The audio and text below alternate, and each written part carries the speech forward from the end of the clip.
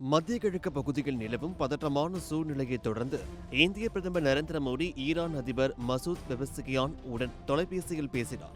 அப்போது மேற்கு ஆசியாவில் ஏற்பட்டுள்ள சமீபத்திய நிலைமை குறித்து இருவரும் கருத்து பரிமாறினர். பேச்சுவார்த்தைகள் மூலம் பிரச்சினைகளுக்கு தீர்வு காணும் முயற்சிகள் முன்னேறி வருவதை வரவேற்றதாக பிரதமர் மோடி தெரிவித்தார். மேலும் இதன் மூலம் மத்திய கிழக்கில் நீடித்த அமைதி உருவாகும் என நம்பிக்கை தெரிவித்தார். அதேபோல் ஹோர்முஸ் ஜலசந்தி பகுதியில் எந்த தடையும் இல்லாமல் கப்பல் போக்குவரத்து நடைபெறுவது இந்தியாவிற்கும் உலக நாடுகளுக்கும் மிகவும் முக்கியம் என்பதை அவர் மீண்டும் வலியுறுத்தினார். முன்னதாக அமெரிக்க மற்றும் இஸ்ரேல் ராணுவ நடவடிக்கைகளால் ஈரானில் பதற்றம் ஏற்பட்டதாகவும் அதற்கு பதிலாக ஈரான் தாக்குதல் நடத்தியதாகவும் செய்திகள் வெளியாகி இருந்தன. இதைத் தொடர்ந்து வளைகுடா பகுதிகளில் நிலைமை மேலும் பதற்றமடைந்ததாக கூறப்படுகிறது.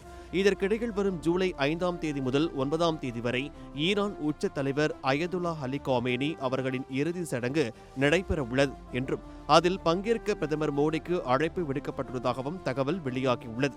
மேலும் அமெரிக்க அதிபர் டொனால்டு டிரம்ப் நிலைமை மேலும் மோசமானால் ராணுவ நடவடிக்கை எடுக்கப்படும் என்று எச்சரித்ததாகவும் தகவல்கள் வெளியாகியுள்ளன. மொத்தத்தில் மத்திய கிழக்கில் தொடரும் பதற்றம் காரணமாக உலகளாவிய அளவில் கவலை அதிகரித்து வரும் நிலையில் பேச்சுவார்த்தை மூலம் அமைதியை ஏற்படுத்தும் முயற்சிகள் நடைபெற்று வருகின்றன.